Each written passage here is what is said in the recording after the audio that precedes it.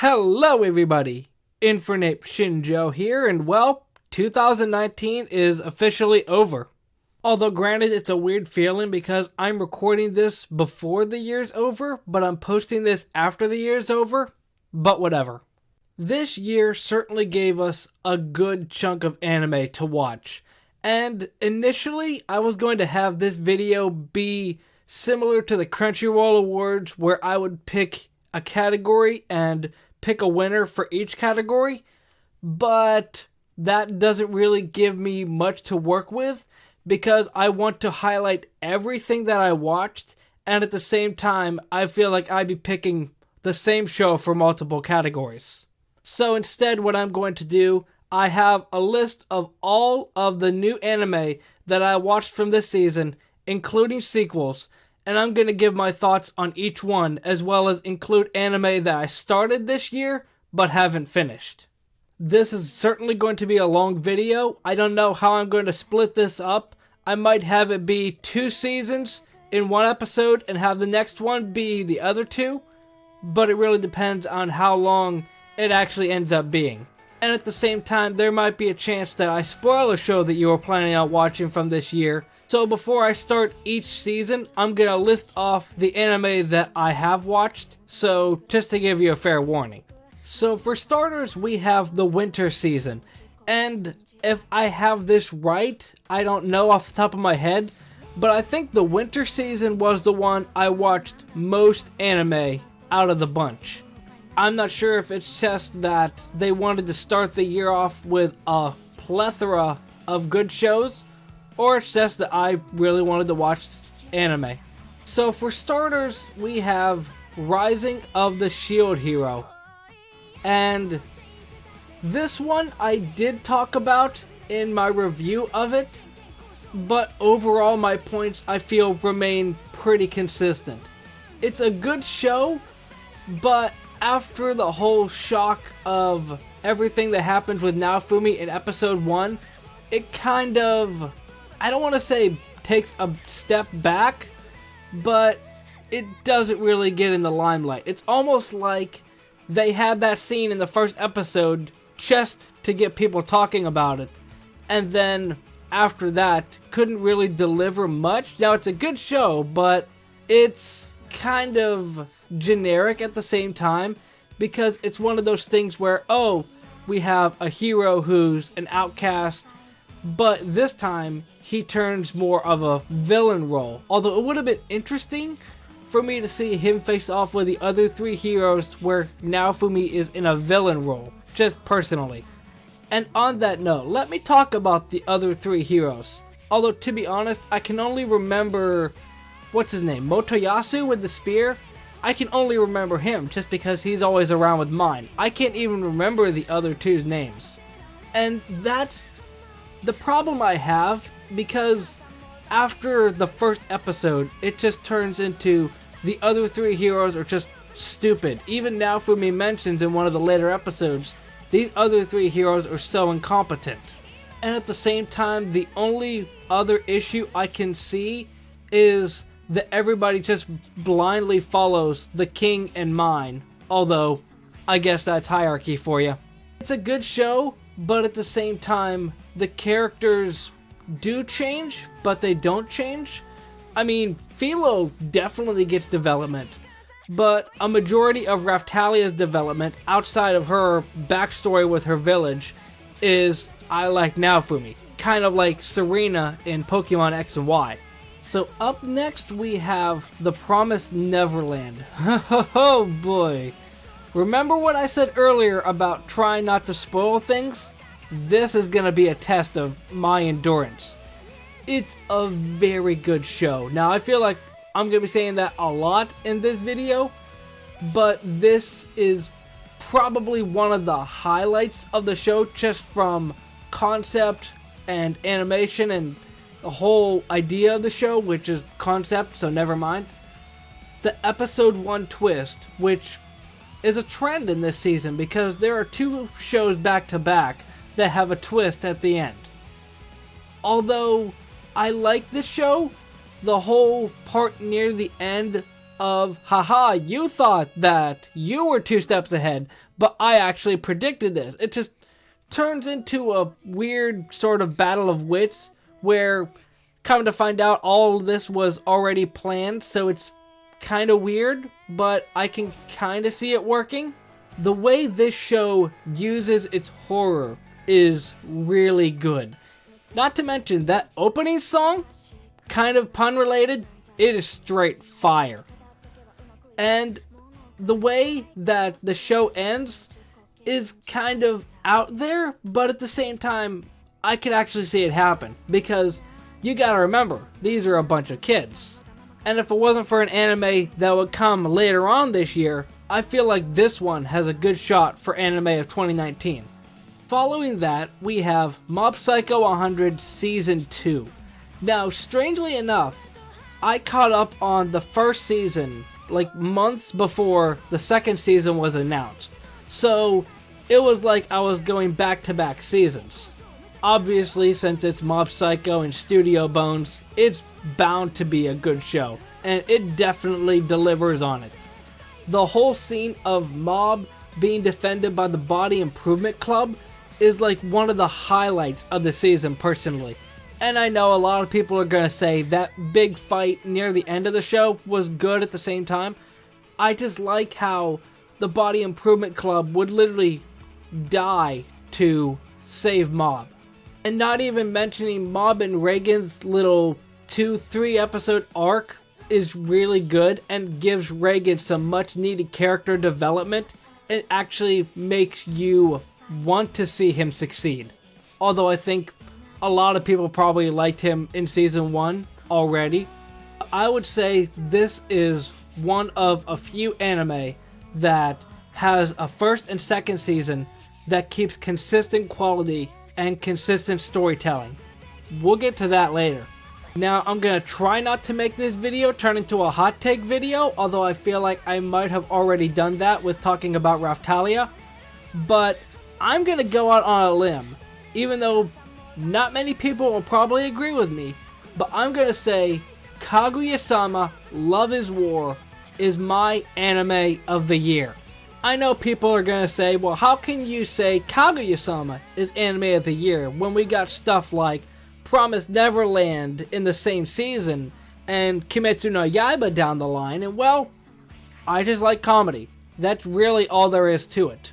While you can say shows like Promised Neverland have a good concept and Kimetsu no Yaiba has good animation, how many people talk about Kimetsu no Yaiba's animation outside of that one episode? I think I've proven my point.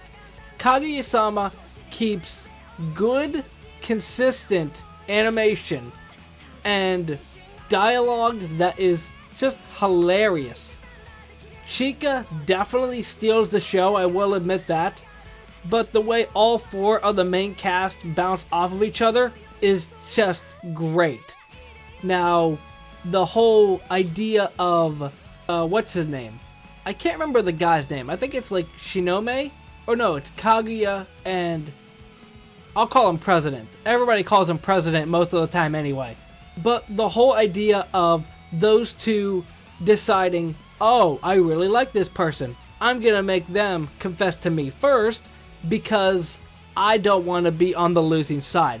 That is a great concept, and you might think that an idea like that would not work, but it really works.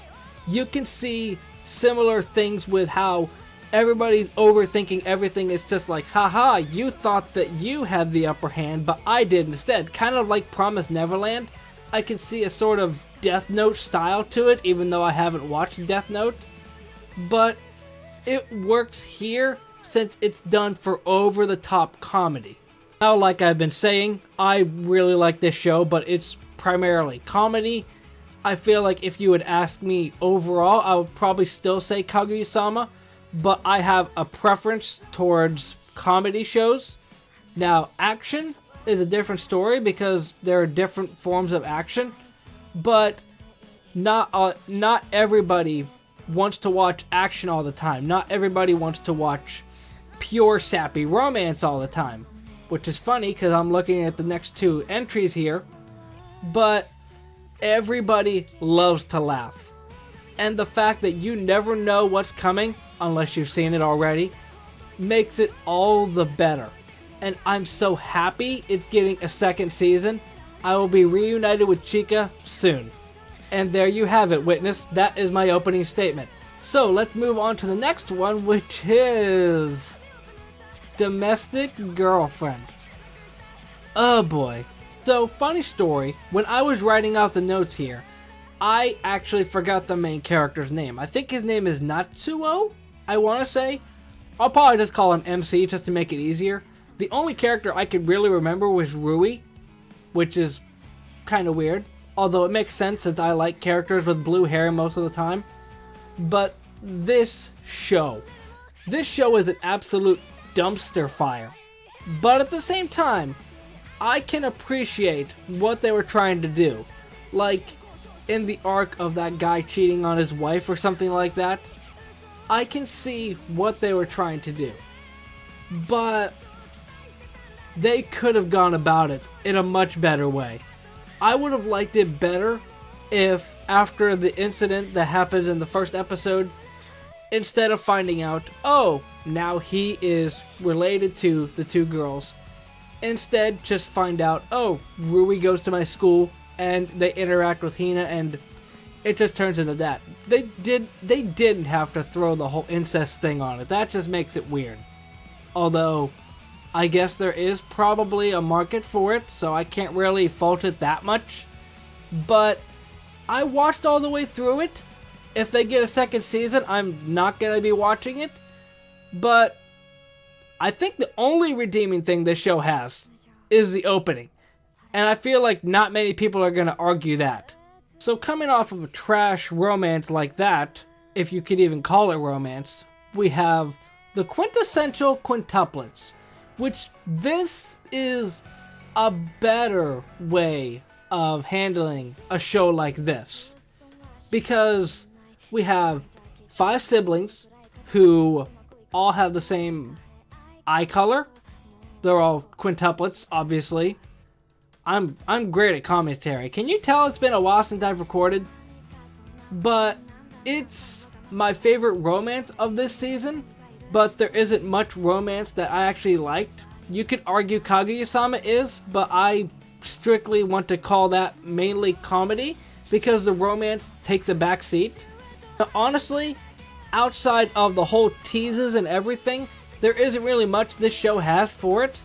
The only thing I will say is I would have liked it better if it would have been Futaro training the 5 siblings, but instead of all 5 of them falling for him, have one of them fall for him, say, Ichika. Because I think, no, Ichika's the purple-haired one. What's her name? Nanako? No, that's their last name. The first one that he meets. The one that asks him to tutor her, but he doesn't. Or even, if you want to have Miku do it, have one of the girls fall for him, but instead of having the other 4 join in, have the other 4 support them. Have them support the ship. That would have been more interesting, although that kind of defeats the competition aspect. So, I mean, whatever. Now, up next, and I'm embarrassed to say this, I actually forgot that I watched this. My roommate is a cat. So, I don't know what it was that made me forget about this show. It's just there. It's a good show to just relax to after a long day. But it's another one of those shows where the main character is living on his own because my parents died when I was young, but I found somebody new. It's a weird trope that I never realized was a trope. Because we have this, and earlier the year before, 2018, we had Tadakun, which followed the same sort of logic. Is that a trope for a genre now? Where the main character lives by himself because his parents died? I guess, now that I'm thinking about it, there might be some truth to that, because I'm thinking of a show right now. But it's really nice to see Subaru learn how to take care of a pet, because he genuinely wants to learn. And it's cool to see things from Haru's perspective. But at the same time, there really isn't much else the show has for it. It's just there. I guess if you're a pet lover, you'd appreciate this show more. So up next is the last anime from the winter season I watched, Endro. Now, Endro, Endro. I think that I wrote down for each of the seasons that there's one anime that was a hidden gem for me that not many people talk about. That's Endro. I really like Endro. It's the best way I can explain it is it's the cast of Konosuba, but they're all girls. Because you basically have all of the normal tropes that you see in Konosuba. Because, let's see. You got Aqua. Who's the equivalent to Aqua here? I guess, the elf with the pointy ears that likes studying, because she's kind of the one that not many people like. And then you got Kazuma, who's the hero. Although I guess in Konosuba they didn't have a character that's strictly known for just eating. But Megumin and what's her name? The one with the trading cards. They are basically best of friends. I could see them hanging out. But it's not really made by the same people that made Konosuba. But it's a fun show. They go out of their way with this show to give each girl something that they're known for. Like, Yusha is the hero, and she is basically stupid. Although I feel kind of bad for calling her stupid because Amelie voices her in the dub. But let's be real, they're all stupid though. But it's a good show, and I love how Mao becomes entangled in this mess of craziness because she's basically the Dr. Crowler from Yu-Gi-Oh! GX of this show. She's the one that is there to teach, but at the same time, she wants to sabotage these four girls, like Crowler does that with Jaden. And I just love that concept. So that wraps up the winter season. I think if I would have to say which season had the most consistently good anime, it's probably this one, because you have something for everybody. If you like romance with comedy, rom-coms, you got Kaguya-sama. If you like isekai, you got Endro. If you like harems, you got Domestic Girlfriend and Quintessential Quintuplets. If you like pets, you got My Roommate as a Cat. And there are so many other ones that I didn't even talk about. Shows that I started watching from this season that I never finished was, let me see if I can read this right. Watashi ni Tenshi ga Mariorta? The one with the 5 young girls and the one older one that takes pictures of them wearing cosplay. It is as weird as it sounds. It makes me uncomfortable. That's why I didn't continue it. Why Are You So Clumsy, Une-san? I watched like the first episode of it, but I just couldn't get into it. Grimm's Notes, I watched that for Let's Talk Anime, but I haven't found a need to go back to it. Circlet Princess is just kind of there. Nothing really special about it. And that basically covers the winter season. I'm going to have to go across these a lot faster because I'm not going to get anywhere at this rate. So let's get started with the elephant in the room. And that elephant is One Punch Man. That elephant is Saitama. Wait. So One Punch Man, when it came out in 2017, I want to say, everybody was talking about it. I can imagine. Because Madhouse did it. Everybody likes Madhouse. I can't think of a Madhouse anime that people don't like, although I haven't watched all of them. But Season 2 had big shoes to fill. Because instead of Madhouse being in charge of it, we have JC Staff. And then after the trailer was released, people went ham. If I could think of anything that sums up this year of 2019 in general, it's people love to complain. They complain about One Punch Man Season 2. They complain about Pokemon Sword and Shield with Dexit. People just love to complain, and I'm sure that there are more examples than that, but those are the two that I can just remember. And that kind of makes me upset because One Punch Man Season 2 is still pretty good. Animation's not as good, sure.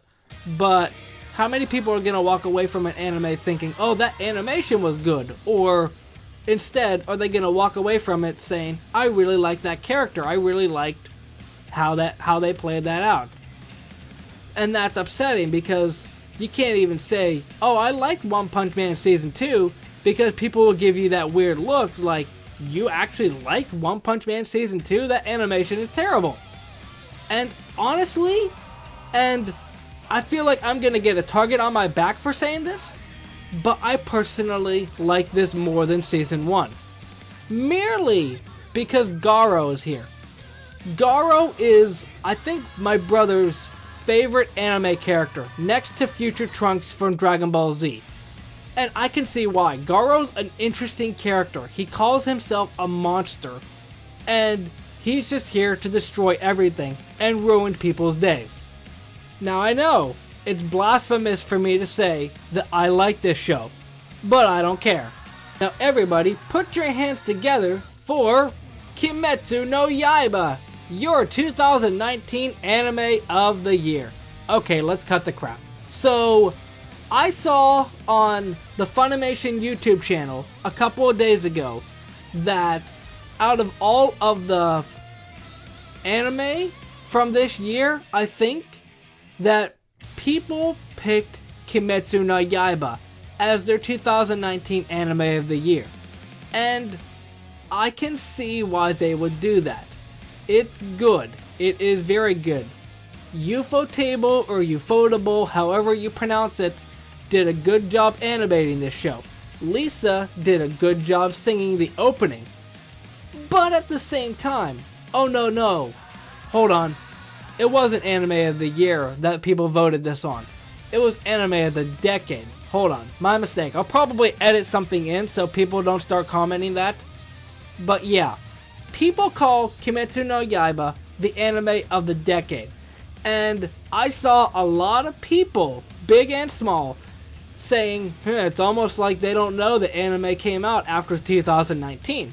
And I fully agree, because you can't stan Kimetsu no Yaiba saying it's the anime of the decade. Because Hunter x Hunter is over here in the corner with Gon with that evil look on his face saying, I'm gonna kill this show.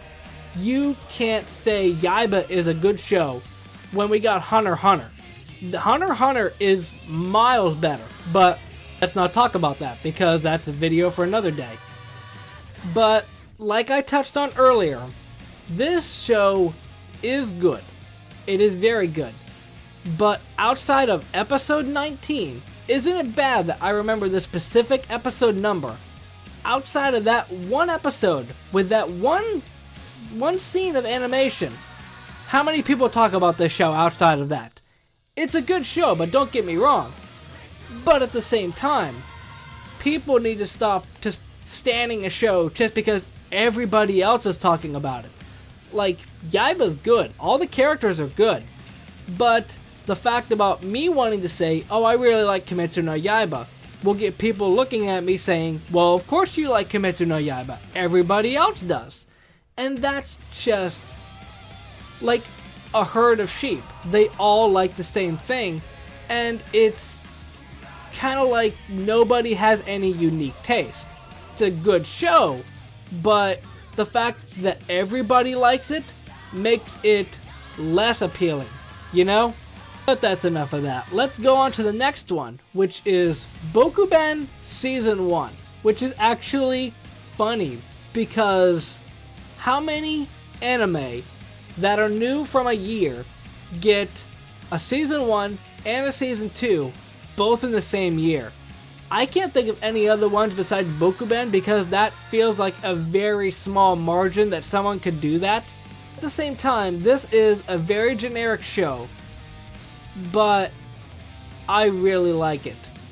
I wouldn't say I would go out of my way to say it's my favorite anime because we got Kaguya-sama right here in the corner, which is a better anime and a better way of incorporating their characters. And I know that I'm going to touch on this later, but I would like if in Season 1 they would have the characters have more dedicated screen time instead of just being known by the trait of I like Yuiga. And they do that in season 2. I'll get on that later. Now, I did say earlier that I pick a hidden gem from each season, and I have found the hidden gem from this season. Hitori Bochi.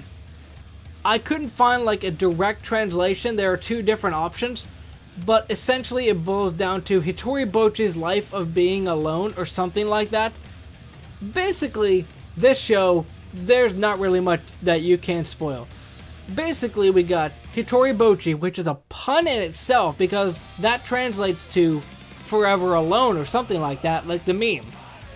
And she wants to make friends. And she makes friends. And antics ensue because she doesn't know how to talk to people normally. I can relate. Now, that plot isn't anything spectacular. It's probably been done millions of times before. But it's just a fun show because, like, she has one episode where she comes outside wearing a bear suit. You can't make this stuff up. You don't know what's going to happen. And more importantly, it's just heartwarming seeing how close she gets to her friends. Now, I can see that there will be some people that didn't like it because they would look at it and say, oh, this is just cringe. And yes, it is. But being the awkward high school kid that I was, I can relate to stuff like this. So wrapping up what would that be? The spring season? I don't actually think I even said what season it was. Yeah, I didn't even say it. I'll hopefully make sure to edit something in. But wrapping up the spring season is Senryu Girl. I still don't know how to pronounce this show. But this is Studio Connect's answer to Asylum Voice. Because the main girl, which I feel bad because I can't remember her name, but she either can't talk or doesn't want to talk, and instead communicates with Senryu, a type of writing in Japan. And each character has their own thing that they're known for. Mostly, except for the president. You got one who's like a witch. I don't remember how that goes. But my favorite is like the manga drawer, because she can't communicate properly without it being twisted. And instead she writes it down on her little notebook, and it's just so adorable. This show's good, but outside of those few things, there isn't really much that I can remember. It's a good show, but like My Roommate is a Cat from last year, it's just one of those shows to just sit back and relax watching. So that wraps up the spring season. Anime that I didn't finish watching from this season, this is a big list. Kenjin Amago, I discussed it for Let's Talk Anime. I might get back to it, I might not, I'm not sure. Fruits Basket 2019, I know there's a decent chunk of episodes, so I might wait and just binge it all. Isekai Quartet, The Helpful Fox Senko-san, Why the Hell Are You Here Teacher, Fairy Gone Season 1, Ao-chan Can't Study, Sarazanmai, and Cinderella 9.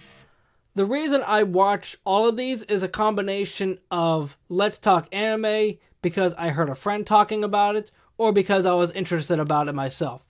Where one reason or another, I never got back to any of them. Although I think out of all of these, the one I'd be more likely to go back to watching first are probably Kenjin Amago and Fruits Baskets. The other ones, I could really take it or leave it. Isekai Quartet doesn't really mean as much to me because I don't know all of the shows that are involved. But all the other ones are just like, never got back around to watching them. So let's get started with what I think is probably the shortest group of anime from this season that I watched. For the summer season, I only watched 3 anime. Although I think at the summertime, I was watching Hunter x Hunter, which probably has something to do with it. So for starters, we have everybody's favorite, Fire Force. So funny thing about Fire Force is, this is going to be a story and a half. So for starters, everybody talked about it when it first came out, obviously.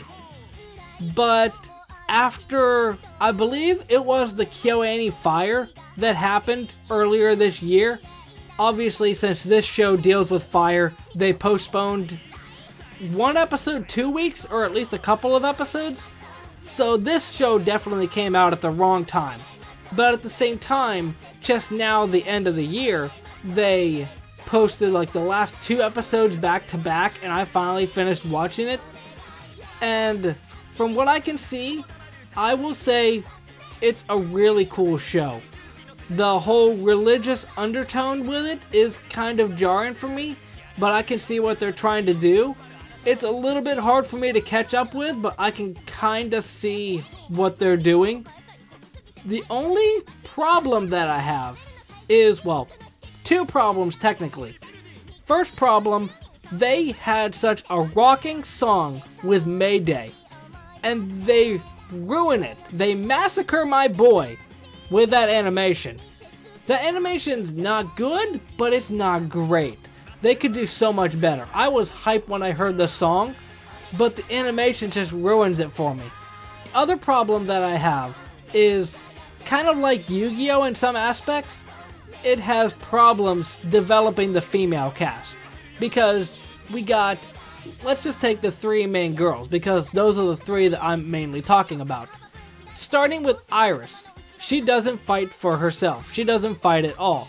She's just there to do the prayer, which is all well and good. Honestly, I think Iris is probably my favorite out of the 3, just because of when they went to that mechanic dude's shop, and she's just like, can I press this button? She's trying to be Dee Dee for some reason.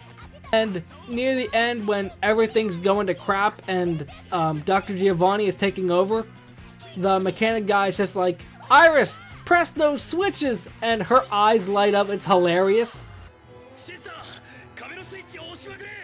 What does this button do?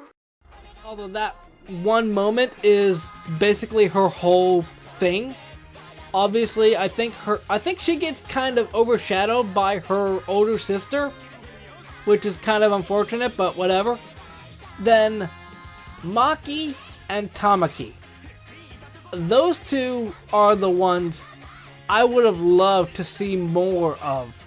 Because, I mean, even in the second opening, when it shows a shot of all of them in the back, Maki's just there sleeping.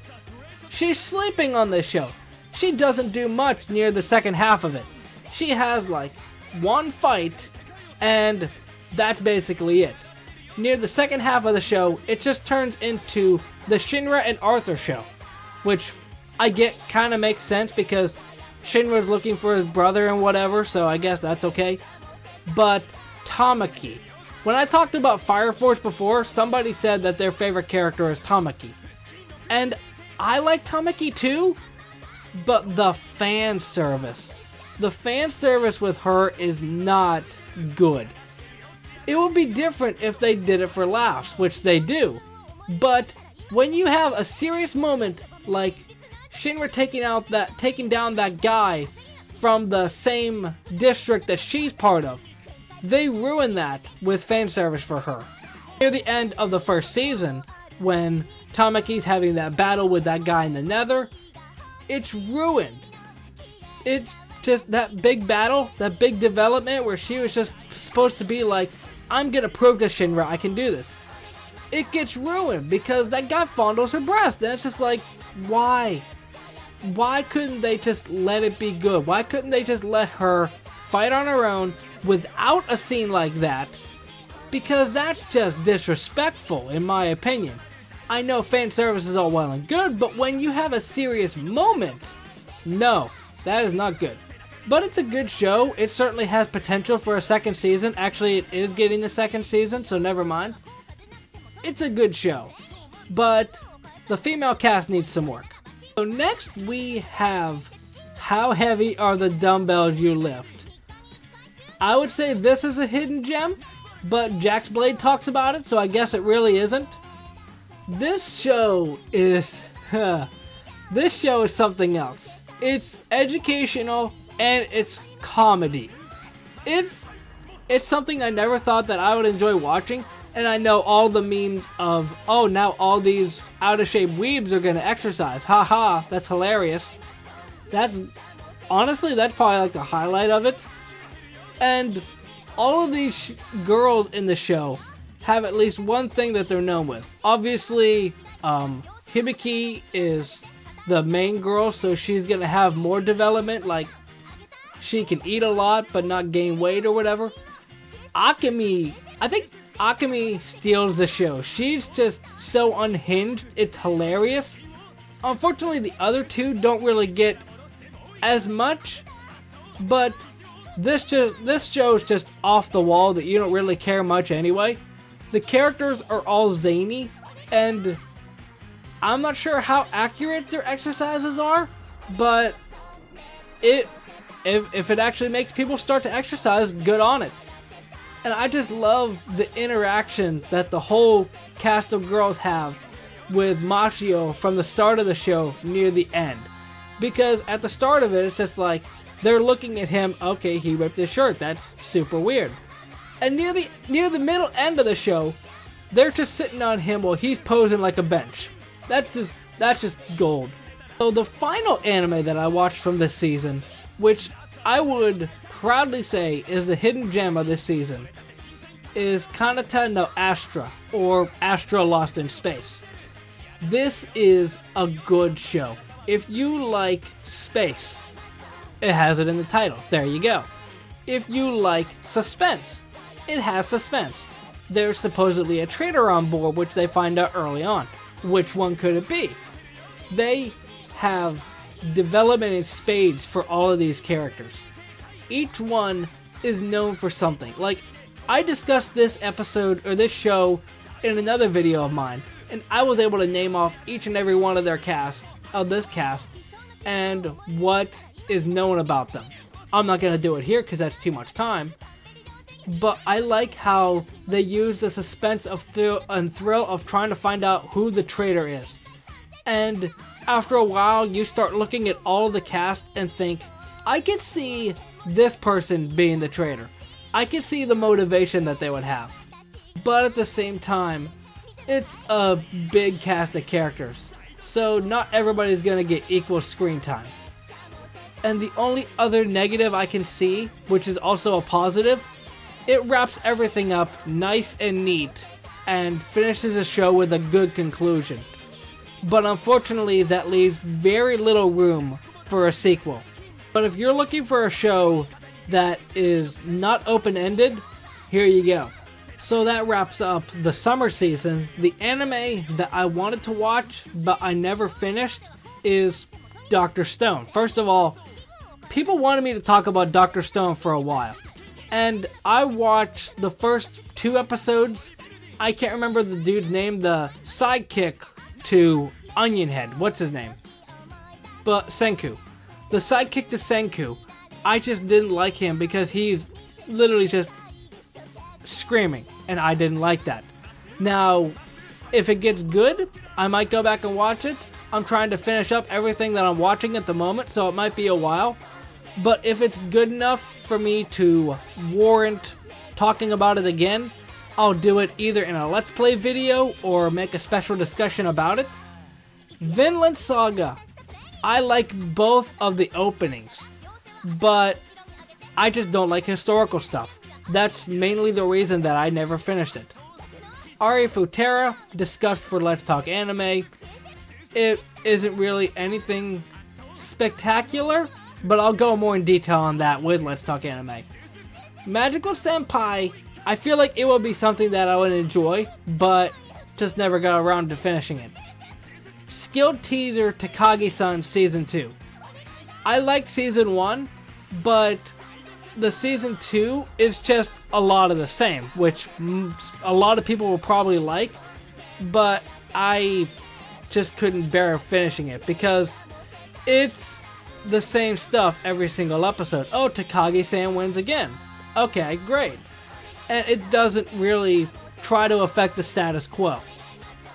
Mao-sama Retry, I did a reaction of it unless YouTube took down the video, but it's good. I might go back and watch the rest of it, I'm not sure. Copcraft, that was suggested by a friend of mine. This opening is really good, but just like everything else, never got around to watching it again. So finishing up with the fall season, now there are a couple of these shows that haven't officially ended yet, but I figure if they make a big enough impact in those episodes I haven't watched, that I could just discuss them again. And obviously the first one that isn't going to be finished is My Hero Academia Season 4. Now, this is very good. Obviously everything from My Hero Academia is good. It must be. People call it the shonen of the decade. I don't know. Maybe discussion on that later. But it's really intense, very thrilling. The idea of them tackling the Yakuza and saving Eri seems like the next step, because they've already taken out the big bad that's the polar opposite of All Might, and they've taken down somebody whose primary job is to take down heroes. This seems like the next logical step. Now, it isn't finished, obviously. I'm probably going to post this even when it isn't finished, but I feel like it's basically just going to be, okay, they fight and they save Eri. I don't know what's going to happen with that, but I feel like that's pretty much the idea of what's going to happen. If they do something drastic and change my mind on that, I might have to make another video, but I'm not going to bank on it. But they do have another opening come into play. I don't know. I know it's done by Kanabun, and Kanabun did a Naruto opening, so I guess it's good. And I haven't seen it. I don't know if it is out yet. That gives you an idea of when I'm recording this. But overall, it's good. But just like My Hero Academia, everything they do is good. And next is Oresuki. Are you the only one who loves me? This is my personal favorite of this season. This is so cool, and honestly, I wasn't going to watch it at first. I was not going to watch it, but I decided, okay, I'll give it one episode. And the whole twist at the end of the first episode is unexpected, but you can see it. I love how everybody has their own hidden motive for why they're doing something. They have ulterior motives for why they do what they do, and it shows the ugly side of humanity. Now, where I'm at is episode, what would it be, 12? And there's apparently going to be a half-hour special, which, in main character's words, is going to tie up everything. I don't know if it's going to be out by the time I record this, but just let it be known, I really like this show, and I really like the whole entire cast. Incoming hidden gem, Kimono Michi Rise Up. Now, I probably wouldn't have given this a second look, but it's on my Hulu, so I figured might as well watch it. Plus, JoJo Talks Too Much talked about it for a bit. Now, I'm not a big wrestling fan, but this show is just a whole bunch of craziness. A wrestler who loves animals is transported to an isekai world where he has to destroy monsters, which are also animals. Instead of actually fighting them, he decides, no, I'm gonna open a pet shop. Okay, that is just a basic idea of the show, but it's much more than that, because you got a majority of the stuff that made Konosuba very good. You got the main character, we got Kazuma, and we got, what's his name? Animal Mask. I'll just call him Animal Mask, because I can't remember his real name. You got, I wanted to say Darkness, but it's not Darkness. The blonde girl, she's an alcoholic. Wait, that came out wrong. But that's basically all that's known about her. Then you got Hanako, or Linda Buella technically, who likes to eat. And then you got, I can't remember her name, the glue that tries to keep everybody together. This show is just a cast of stupid characters doing stupid stuff, which is made by the same person that made Konosuba, so you can see the similarities. And the way they have this show set up at the end it's open-ended enough that you could see a second season of it. You could see a third season of it. But I feel like after a while, it would just be a bit overdone. But I like this show regardless. So I did touch on it earlier, but up next is Bokuben Season 2. Now, I did say in Season 1 that I wanted the girls to get more development, and they kind of do. Fumino certainly does, with her background on her dad and the strained relationship that they have. But at the same time, it does do the same stuff that they did in Season 1. Now, there's one more episode that I haven't watched. I don't know if they're going to change much. They probably won't.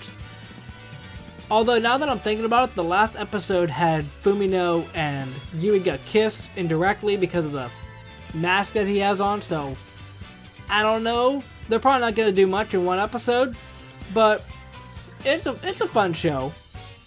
I wouldn't say it's like my top 10 favorite of the year because we have some very good ones, a couple of good ones coming up, but I appreciate it. Fumino is also a best girl, don't tell me otherwise. So up next is Welcome to Demon School Iruma-kun. And if I wouldn't have done it for Kemono Michi already, I would have said this is the hidden gem. Because you look at the art style, it's all kiddified, you wouldn't think anything of this show. And it's basically just like Kemono Michi, because it's a bunch of morons just going through day-to-day life.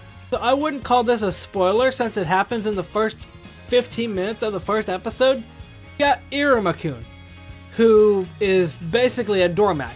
Anything that anybody asks him to do, he does it.